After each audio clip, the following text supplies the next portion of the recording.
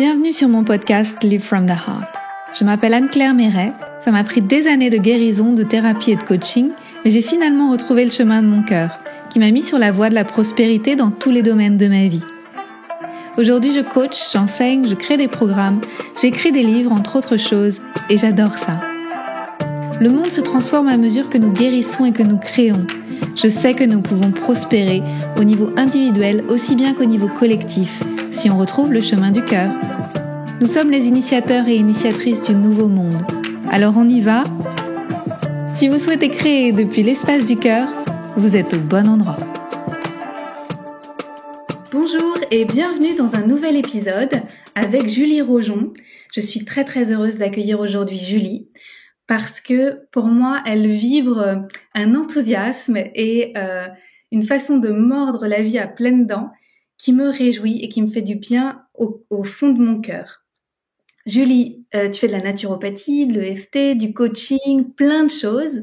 Au-delà de ce que tu fais, c'est qui tu es et ce que tu rayonnes dans ce monde aujourd'hui, parce que pour moi, tu rayonnes déjà le changement, le nouveau monde, tout ça, c'est une évidence. Merci d'être la femme que tu es et merci d'avoir accepté cette rencontre aujourd'hui. C'est moi qui te remercie, Anne-Claire, chaleureusement pour cette belle opportunité. Et puis, bonjour à toutes et à tous, à toutes les personnes qui nous écoutent et qui vont nous écouter. Alors, qui je suis ? C'est une grande question. Je crois que je suis un peu différente chaque jour, à chaque réveil, un petit peu plus différente.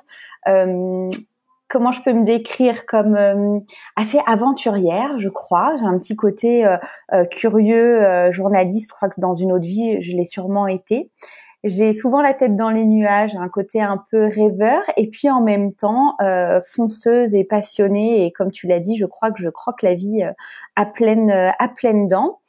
Et puis j'ai un côté aussi un peu paysan. Je vis à la campagne et là il y a des vaches juste en face de moi et j'adore ça, être dans la nature et assez solitaire finalement. Ça c'est qui je suis et après il y a ce que je fais. Alors tu l'as dit, du coup je suis naturopathe, je suis praticienne EFT, je me suis formée au coaching et j'accompagne plein de personnes sur le thème de l'alimentation émotionnelle qui est un thème qui m'est très cher. Magnifique. Qu'est-ce que c'est l'alimentation émotionnelle ? Est-ce que tu peux développer ? Alors, pour moi, l'alimentation émotionnelle, c'est le fait de manger pour ne pas vivre ses émotions. Mes émotions sont trop fortes, que ce soit des émotions qui soient agréables ou des émotions désagréables. Je suis tellement submergée que je vais vers la nourriture pour me tempérer et presque m'anesthésier. C'est un peu comme une stratégie d'évitement, mais qui est totalement inconsciente. Et comme on pourrait faire quand on fume, etc. Mais là, c'est quand on mange. C'est exactement la même chose que c'est presque on pourrait dire que c'est une addiction, que ce soit des grignotages intempestifs ou bien des troubles alimentaires qui sont avérés et diagnostiqués par le corps médical comme la boulimie, l'hyperphagie, l'anorexie. C'est vraiment une addiction comme on fume ou comme on pourrait boire de l'alcool ou prendre des drogues, sauf que c'est plus facile puisque c'est admis et souvent on n'en parle pas et c'est une immense souffrance, alors que je me rends compte qu'il y a énormément de personnes qui souffrent de l'alimentation émotionnelle. Ouais, on n'a pas forcément des troubles avérés et reconnus, mais il y a une grande souffrance derrière. Particulièrement. Tu viens d'écrire un livre. Et je viens d'écrire un livre sur le sujet, effectivement. Oui, qui va bientôt arriver dans ma boîte aux lettres. Ouais, j'ai hâte que tu me fasses un retour dessus. C'est un livre qui a été publié en avril 2021 aux éditions First. Félicitations. Et donc, merci beaucoup. Et j'y parle de l'alimentation émotionnelle pour déjà bien la comprendre, parce que pour les personnes qui vivent cette alimentation émotionnelle ou pour des personnes qui sont autour, souvent les amis, les parents, on comprend pas forcément ce qui se passe pour ces personnes-là. Et puis il y a une deuxième partie qui est plus de la mise en action pour s'en libérer. Comment ça se fait que la vie t'a amené à t'intéresser à ce thème-là et à aider les gens dans ce thème-là ? Parce que c'est mon histoire de vie. J'ai 34 ans Et moi, ma relation, elle a commencé à se dérégler avec l'alimentation. De mémoire, j'avais 12-13 ans, donc au niveau de la puberté. Et puis ça a évolué chaque année un petit peu plus jusqu'à avoir des troubles alimentaires importants. Je pense avoir été boulimique et j'ai mis beaucoup de temps à m'en sortir. J'ai vu beaucoup de praticiens de santé, des psychologues. J'ai fait des choses complètement dingues pour essayer de m'en sortir. J'ai dépensé des sommes astronomiques pendant des années et pour me sortir de tous ces troubles-là. Et c'est autour de 30 ans qu'en fait j'ai trouvé d'autres clés et j'ai compris que que la solution venait de moi, elle venait pas d'autres personnes qui allaient m'accompagner, que personne n'avait la baguette magique qui allait faire qu'un jour j'allais me réveiller et que les troubles alimentaires allaient partir. Et sur ce chemin-là, à partir du moment où j'ai compris que la clé de la guérison était à l'intérieur de moi, eh bien je me suis accompagnée de personnes qui étaient sur la même longueur d'onde et qui m'ont permis de cheminer et de me libérer de tout ça. Et ce sont toutes ces découvertes que j'ai aujourd'hui à cœur de transmettre au plus grand nombre. Waouh, un chemin de guérison et de contribution. Exactement. Sachant que avec l'alimentation émotionnelle, je mettrai un petit bémol sur ce chemin de guérison pour être tout à fait honnête. Je sais pas si on s'en libère complètement à 200%. Et alors là, c'est plus un témoignage et une observation empirique. Donc chacun y mettra la note qu'il veut. Mais oui, je pense pas qu'on s'en sorte à 200%. Je pense que l'alimentation émotionnelle, elle est toujours un petit peu là.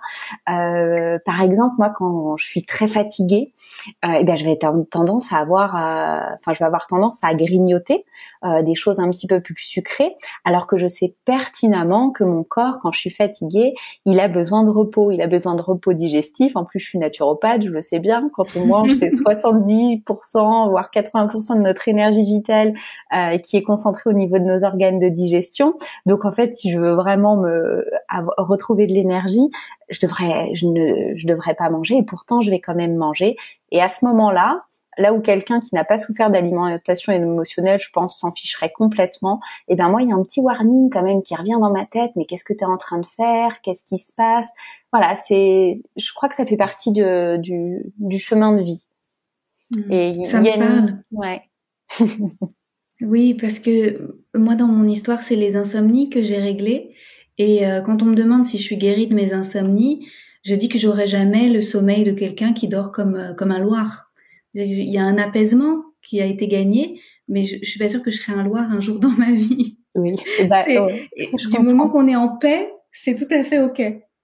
C'est ça, c'est que moi maintenant, je me vois, je mange, je me dis oui, je préférerais peut-être ne pas manger, retrouver mon énergie, mais aujourd'hui c'est comme ça et je l'accepte. Il y a plus la souffrance derrière, mais il y a juste le petit rappel. Ah oui, ça fait partie de ma vie. Génial. Donc tu es devenue naturopathe sur ce chemin. On a pas mal de points communs, parce que naturopathie, EFT, coaching, tout ça, oui. On a les mêmes passions. Tu es devenue naturopathe avant ou après à t'être rendu compte qu'il fallait que tu récupères ta responsabilité? Comment ça s'est passé? Alors pendant ou à la fin, quand je me souviens, moi j'ai fait mes études de naturopathie en 2 ans. La première année, voire la première année et demie, j'avais encore énormément de questionnements. Alors moins de pulsions alimentaires, mais il y avait toujours quelque chose. Et je crois, comme tous les naturopathes, on fait ce type de formation avant tout pour soi. Si en toute honnêteté, bien évidemment, pour aider les autres, mais je crois que la première chose qu'on va faire, c'est explorer à l'intérieur de soi. Et quand j'ai fait mes études de naturopathie, on va dire que j'étais sur la fin, mais j'étais toujours quand même très active pour avoir des questions. J'étais pas totalement apaisée. Et d'ailleurs, sur les bancs des écoles de naturopathie, je crois qu'il y a beaucoup de personnes qui se questionnent sur leur rapport à l'alimentation. J'ai eu énormément de personnes qui travaillent dans la santé naturelle en tant que clientes, et beaucoup m'ont dit qu'elles se sentaient pas légitimes d'aider les autres parce qu'elles n'avaient pas encore tout réglé en matière d'alimentation. Et là, c'est vraiment important de se rendre compte que déjà, on n'a jamais tout réglé dans notre vie et qu'on peut tout à fait aider les gens, même si nous, on est work in progress, du moment qu'on ne met pas nos problèmes sous le tapis. Exactement. Et peut-être même que nous, en tant qu'accompagnants, ça va nous permettre de encore avancer, à encore évoluer et explorer son intériorité. Tu vois, moi, du coup, ça fait 2 ans que j'accompagne des personnes sur le thème de l'alimentation émotionnelle. Et chaque personne que j'accompagne, en fait, m'apporte aussi une brique de compréhension sur moi. Et je te rejoins complètement sur cette idée que c'est pas parce que on souffre encore de telle ou telle chose qu'on peut pas accompagner des gens sur ce sujet-là, bien au contraire, puisqu'en fait, on les comprend. Donc, ouais. Et tu as vécu un succès assez rapide dans ton installation en tant que naturopathe, praticienne EFT et coach. Et ça a très bien fonctionné pour toi. Moi, j'ai suivi ton parcours avec admiration. merci, Parce que Claire. j'ai vraiment vu, bravo, merci à toi de rayonner le succès depuis l'espace du cœur, qui est bien positionné, qui est, tu vois, bien pleine de bon sens. Et quand tu as décidé de te mettre au service des gens, j'ai vu qu'il y avait quelque chose qui s'était passé, c'est que tu t'es dit, je me donne à fond et je le fais pour de vrai, et ça a marché. Oui. Et c'est un grand bonheur de tous les jours. Et comme tu dis, je crois que quand on part de l'espace du cœur, en fait, ça marche. Moi, quand je me suis lancée, donc au début en tant que naturopathe, tout le monde me disait, mais t'es sûre, ça va vraiment marcher? Est-ce que tu vas pouvoir en vivre, etc. Et quand on part du bon espace, oui, je crois que ça marche. Au début, je me souviens, je faisais des petites méditations, visualisations, puis j'imaginais que des gens venaient me voir et ça gonflait mon cœur de joie et de bonheur. Et en général, pendant le laps de temps de 20-30 minutes, il y avait quelqu'un qui m'appelait. Donc c'est assez fou. Et en fait, oui, je crois que se connecter à sa joie et moi je me repositionne souvent sur mes activités, la façon dont j'accompagne, etc. pour ne pas être dans un espace de tension. Et à ce moment-là, ça fonctionne bien et je crois qu'on peut tous y arriver. On n'a pas besoin de 20 000 personnes qui nous suivent sur les réseaux sociaux. Je crois que quand on est authentique et qu'on communique avec ce qu'on a dans nos tripes, eh bien ça fonctionne en fait. On attire des personnes qu'on va pouvoir aider. J'adore. Et ce que j'aime aussi chez toi, c'est ton envie que tout le monde réussisse et qu'il y a de la place pour tout le monde. Parce que dernièrement, tu as créé une formation pour aider les personnes qui accompagnent, par exemple en médecine naturelle, en naturopathie, etc., pour les aider spécifiquement sur ce thème d'alimentation émotionnelle. Alors, là où il y a des gens qui pourraient se dire, c'est mon créneau, j'ai pas envie que d'autres personnes fassent la même chose, toi tu t'es dit, je vais aider les gens pour qu'ils fassent la même chose. Et ça, j'adore. C'est tout à fait gagnant-gagnant. J'aime beaucoup cet état d'esprit. Qu'est-ce qui s'est passé pour que tu crées cette formation? Eh bien, j'ai quand même beaucoup de demandes, donc de personnes qui me contactent pour avoir des accompagnements individuels et alors mon temps n'est pas, je peux pas étirer le temps que j'ai et puis j'aime prendre le temps de vivre et de pas passer mon temps à accompagner. Donc la solution c'était de passer à mon voisin à mes voisines là en l'occurrence parce que ce sont que des femmes, toutes mes connaissances et je me suis dit allons-y et quand j'ai imaginé créer cette formation, ça m'a apporté beaucoup de joie d'être dans un espace de partage et d'échange. Et je crois pas qu'il y ait de concurrence sur le thème de l'alimentation émotionnelle, d'ailleurs sur tous les thèmes. Chaque personne va l'aborder avec un angle différent, avec son histoire de vie, sa façon d'être, etc. Et puis si on parle d'un point de vue franco-français, je crois qu'il y a 66 millions de Français. Alors je pense qu'il y a plein de gens qui ont besoin d'accompagnement. Et puis voilà, après chacun y met sa touche personnelle. Donc oui, pour moi c'était en fait je me suis même pas posé la question de je partage mes informations alors moi je vais avoir moins de clients. Non. Voilà, nouveau monde. Ça fonctionne comme ça maintenant. C'est évident. Ok. Tout à l'heure, donc, on évoquait l'alimentation émotionnelle et qu'est-ce que c'est. Et dans alimentation émotionnelle, il y a émotionnel. Et tu as participé 2 années de suite au congrès virtuel EFT, auquel j'avais participé aussi précédemment. que j'adore. Hein. Coucou Noël, coucou Maria.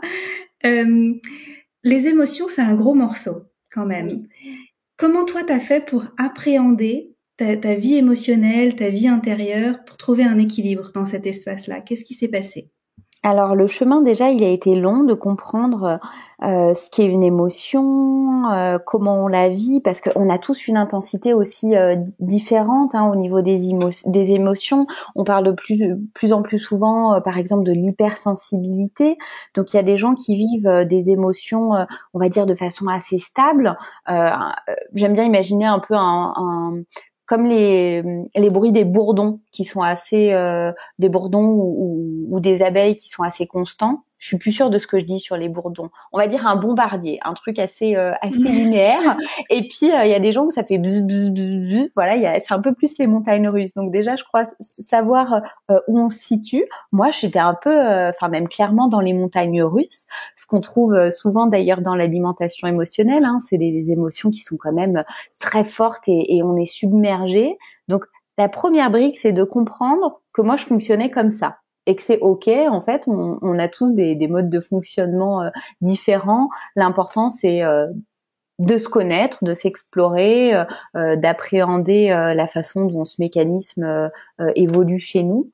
Et puis après, de les laisser vivre. J'ai essayé plein de techniques différentes qui m'ont appris toujours plein de choses. La méditation, la respiration, l'olfactothérapie, c'est le fait de sentir des odeurs, des huiles essentielles, etc. pour laisser passer ses émotions. J'ai essayé des techniques de tipi. Alors je sais plus exactement ce que ça veut dire, ces techniques. Je sais pas si tu connais de peur inconsciente ou quelque chose dans ce goût-là. Tout à fait. Donc il s'agit vraiment de laisser passer ses émotions et je crois que vraiment ce qui a révolutionné ma vie émotionnelle, comme tu le disais, c'est l'EFT. Donc technique de libération émotionnelle, on va tapoter sur des méridiens de son corps et en même temps on verbalise ce qu'on ressent et ça je m'en sers tous les jours. Et je trouve que c'est génial et je crois que j'ai tellement tapoté que maintenant je peux le faire en fermant les yeux et ça fait le même effet. Je suis d'accord avec ça. Pareil ici. Et j'ai fait une interview récemment avec Clémentine Chatroussa qui a cité Franck Lobvet et elle a dit ressentir n'est pas une maladie. Oui. Et finalement, j'ai l'impression que c'est ça, accepter de ressentir et de laisser l'émotion nous traverser sans forcément l'attacher à une histoire, sans forcément, la monter en épingle pour en faire quelque chose qui va devenir une montagne. Ça s'apprend en fait parce qu'il faut désapprendre toute une façon de vivre par le passé qui nous a servi certainement dans le passé, mais qui n'est plus utile maintenant. C'est ça, et je crois que c'est se connecter à l'intensité de la vie finalement, hein, de laisser vivre ses émotions, de les laisser passer et de pas les juger. On est c'est vrai dans une société où on nous a appris à taire nos émotions, particulièrement dans le système scolaire actuel tel qu'il est fondé. Et puis par exemple, ou même dans le milieu du développement personnel, il faut être tout le temps en communication non violente, on peut pas exprimer sa colère. Alors moi je suis pas du tout en phase avec ça. Moi, je pense que nos émotions, il faut les laisser circuler, il faut s'exprimer et une fois qu'on les laisse sortir de notre corps, et ben elles reviennent plus. Et puis finalement, c'est un magnifique GPS pour se repositionner. Hein. Je suis en colère, ça veut dire qu'il y a quelque chose qui va pas. Je suis triste, ça veut dire qu'il y a quelque chose qui va pas. Et puis je réaligne ma vie et puis je me réveille différente chaque jour. Merci, c'est déculpabilisant parce que j'ai l'impression qu'on se rajoute comme une double peine parce qu'on peut ressentir parfois, par exemple, de la colère et c'est beaucoup arrivé depuis une année là avec les changements dans le monde. Il y a pas mal de gens qui ont de la colère. Bien sûr. Et puis s'ils s'autorisent pas à la laisser sortir, c'est double peine. Je suis en colère et en plus je me sens coupable de ressentir ces émotions-là, etc. Et c'est lourd à porter. Et après, on va dans la cuisine. C'est ça. Donc, laissons s'exprimer la colère, crions, hurlons dans nos voitures quand on est sous un tunnel, pratiquons l'EFT. Voilà, on a le droit d'être en colère. Ça fait partie aussi de la vie, et c'est hyper agréable d'être en colère. Après, on se sent tellement vivant. Moi, j'adore. Moi aussi, j'adore. Moi, je trouve que la colère est créatrice. Exactement. Quand je suis en colère, je laisse le feu monter et j'ai envie de créer un truc. Et en EFT, on a cette technique qui s'appelle le volcan. Quand on est en colère, je sais pas si tu la pratiques. Non. C'est, on se tapote sur les points de EFT, et puis en même temps, on verbalise tout ce qui nous enquiquine, tout ce qui nous gonfle. Et puis on peut utiliser un vocabulaire très fleuri si on en a envie. On dit vraiment tout ce qu'on pense et on laisse tout sortir, un peu comme un volcan qui explose, et ça fait un bien fou. Ouais. Est-ce que, alors ça c'est une question que je me suis pas encore posée, mais je pose la question parce que manger c'est la bouche, c'est la gorge, tu vois, c'est se remplir par la bouche.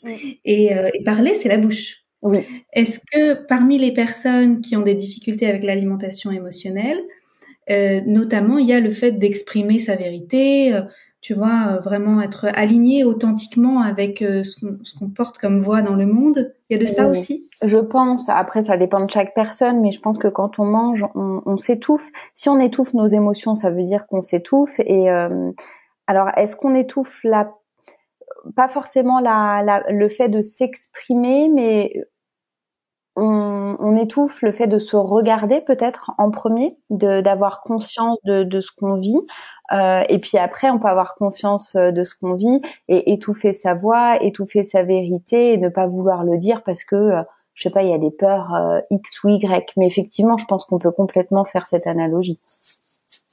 C'est je me souviens d'une conversation qu'on a eue l'an dernier et où tu me disais que finalement les gens arrivent en première consultation pour un accompagnement en alimentation émotionnelle, ils viennent délivrer leur paquet et la porte d'entrée c'est l'alimentation émotionnelle, j'ai des problèmes avec cet angle-là, mais derrière tout ce qui est décliné dans les séances, c'est pas en lien avec l'assiette, c'est en lien avec bien d'autres choses et ce n'est qu'un symptôme finalement. Exactement. En fait, c'est l'alimentation émotionnelle, c'est l'arbre qui cache la forêt, c'est la partie émergée de l'iceberg. C'est ce qu'on va regarder. Toute notre attention, elle est focalisée sur la nourriture. Qu'est-ce que je mange? Qu'est-ce que je vais manger? Comment je me sens? Comment est mon corps, etc. On pense qu'à ça. C'est une souffrance, mais énorme. Et du coup, on va pas regarder ce qu'il y a vraiment derrière. Parce que si notre rapport à l'alimentation est biaisé, c'est qu'il y a bien quelque chose à aller étouffer. Et c'est ça qu'on va regarder, en fait. Finalement, l'alimentation, alors oui, on peut apprendre à bien s'alimenter avec des produits de saison, des produits qui sont bruts et qui vont bien nourrir notre microbiote pour avoir aussi une belle énergie et des émotions qui sont régulées, puisqu'elles sont régulées par nos neurotransmetteurs qui sont créés au niveau des intestins. Donc, on peut s'occuper de ce côté physiologique et là, de parler vraiment alimentation pure. Mais sinon, on va parler de plein d'autres choses.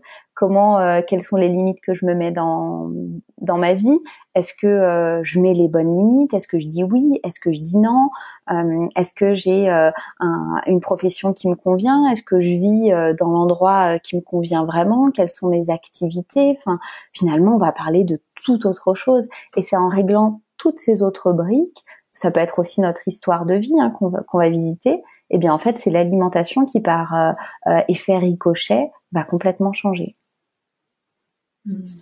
C'est dingue d'essayer de contrôler quelque chose. Je sais plus, il y a une citation je crois que c'est Einstein qui dit « Espérer avoir des résultats différents en ayant toujours la même approche, c'est complètement dingue en gros.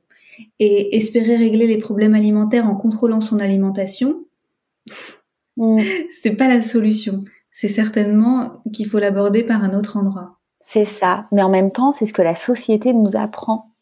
Pour contrôler son alimentation, il faut faire un régime restrictif. Voilà, c'est la solution qui est apportée au grand jour. Et ce qui paraît assez logique, toute cette industrie du régime, du bien-être corporel, c'est 33 milliards de dollars par an. Donc c'est normal d'un point de vue business, qu'on entende ce genre de choses.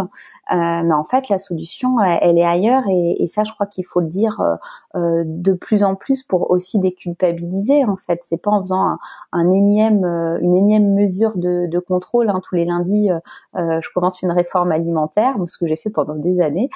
Ça marche pas, et le contrôle ne fonctionne pas. Mais parfois, on n'a pas d'autre choix, donc il faut pas non plus lancer la pierre. On fait du mieux qu'on peut.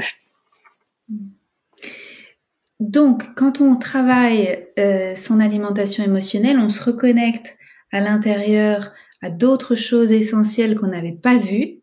Ouais. Et bien souvent, j'imagine que ça amène à des changements de vie, comme toi.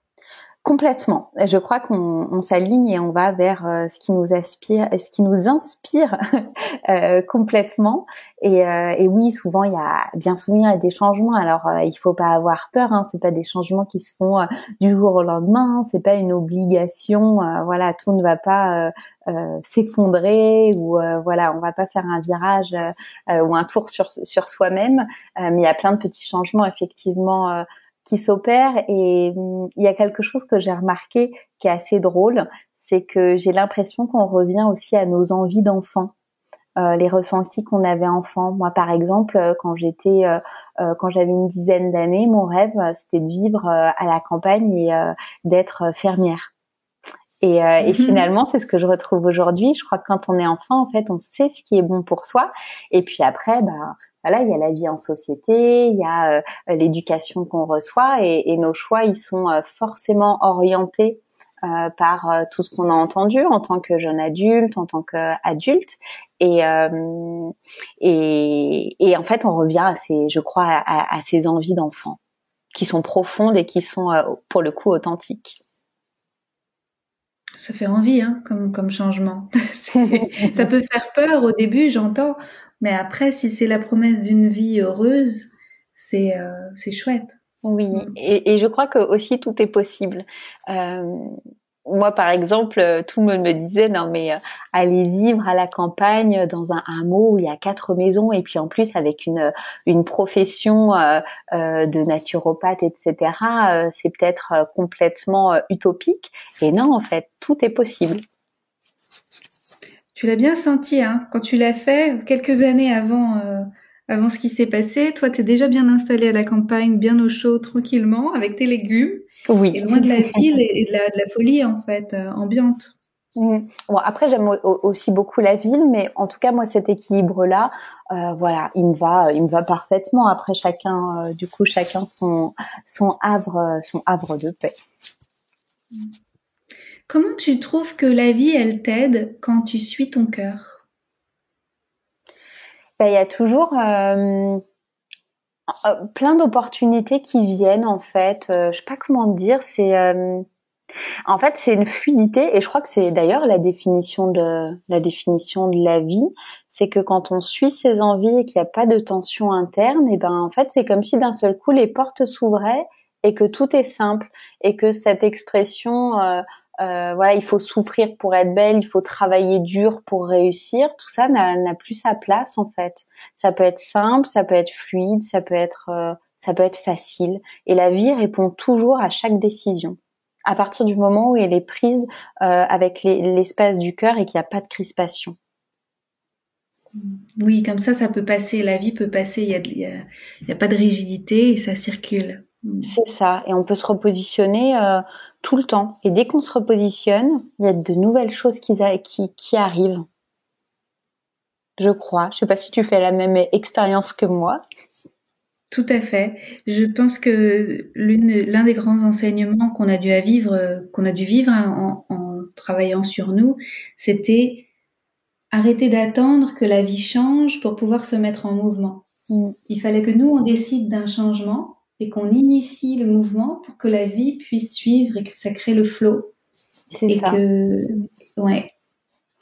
Et que souvent on attend, on se dit quand il y aura ça, alors je ferai ça. Mais en fait non, tout est déjà là, et c'est parce que je fais ça qu'il va se passer ça. Et souvent on se met des limites, des barrières. J'attends que ça change pour me mettre en action, mais c'est le fait de se mettre en action qui enclenche forcément un changement et qui envoie un message, je sais pas par quel biais, à la vie, et la vie, elle nous le rend toujours. Presque au centuple. Oui. Qu'est-ce que tu crois qu'il va se passer, Julie, si, allez, imagine pendant la nuit, là, il se passe un truc magique, mystique, une prochaine lune ou peu importe, et que le lendemain matin, tout le monde se lève et se dit, bah tiens, je vais suivre mon cœur. Qu'est-ce que tu crois qu'il va se passer au niveau collectif? Ben là, la première chose qui me vient, c'est le rapport entre les humains qui va changer. C'est plus d'attention aux personnes qui nous entourent, plus d'ouverture, de fluidité, plus de stress, où on prend le temps aussi, le rapport au temps. Pour moi, c'est le rapport au temps aussi, à l'immédiateté qui changera, et le retour aux choses qui sont essentielles. Et les choses qui sont essentielles, à mon sens, c'est vraiment la nature, c'est le rapport qu'on peut avoir aux êtres vivants, aux végétaux, aux humains, bien évidemment. Et c'est tout cet écosystème que je vois changer. Et puis plus de lenteur. Ça va nous faire du bien. Oh oui. Alors j'ai une dernière question. Est-ce que tu aurais un conseil pour une personne qui nous écoute, là par exemple, derrière ses écouteurs, et qui n'ose pas sauter le pas, tu sais, de faire un premier pas vers sa vie de rêve, peut-être avoir elle aussi une maison avec un jardin et cultiver ses légumes à son rythme, ou peu importe, quel que soit son rêve, qu'est-ce que tu aurais envie de lui dire? De s'écouter et de pas écouter les autres. Quand on a des rêves comme ça qui peuvent paraître utopiques, ils sont utopiques pour les personnes qui nous entourent, parce que elles ont leurs propres limites, ont leur propre histoire de vie finalement. Et c'est de se dire, mais en fait, c'est possible. Je reste dans ma bulle, j'y crois. Je laisse pas place à la critique, et je me mets en action. Petit à petit. Alors on n'est pas obligé d'un seul coup, voilà, d'aller vivre comme un ermite dans la montagne. Peut-être que si on a envie de verdure, on peut cultiver une plante chez soi. Peut-être qu'on peut mettre des radis dans une jardinière, même si on n'a pas de balcon. Il y a des petites actions qui sont possibles pour faire naître, pour déjà faire germer ce rêve. Ça fait du bien parce que souvent on se dit c'est tout ou rien, et on oublie qu'il peut y avoir plein d'étapes intermédiaires. Oui, et ces étapes, elles sont en plus, je crois, primordiales, puisqu'en fait, on peut se rendre compte que notre rêve, c'était qu'un rêve, et que quand ça arrive dans la réalité, c'est pas exactement ça. Du coup, y aller petit à petit, pas à pas, avec des étapes, ça nous permet aussi de nous réajuster, parce que finalement, j'ai peut-être pas envie de vivre à la montagne, mais j'ai envie de vivre à la campagne, ou j'ai envie de vivre au bord de la mer, et ce que je pensais être bon pour moi n'est pas vraiment bon pour moi. Génial, s'écouter. Ouais, s'écouter. Magnifique.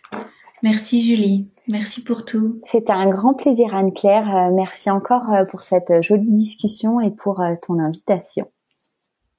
C'est super. Les gens, s'ils veulent te suivre, où est-ce que tu recommandes de te suivre ?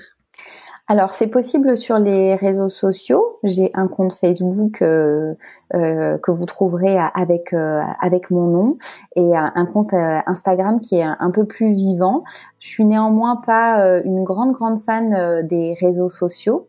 Donc, j'ai aussi une newsletter à laquelle vous pouvez vous abonner via mon site internet. Donc, pareil, il suffit de taper mon nom et puis vous allez le trouver sur les moteurs de recherche. Super, c'est plus intime. Exactement. Et puis du coup, on reçoit l'information que quand elle est vraiment importante. Ouais, j'adore. Merci, merci pour tout Julie. Merci. À très bientôt. Merci beaucoup Anne-Claire, à bientôt. Merci pour votre présence. Si vous avez aimé cet épisode, je vous invite à le partager avec vos amis et à suivre le podcast pour être au courant des prochains épisodes. Et suivez-moi sur mon site internet anneclairemeret.com et sur mes réseaux sociaux pour être au courant de mes prochains programmes et formations. À bientôt!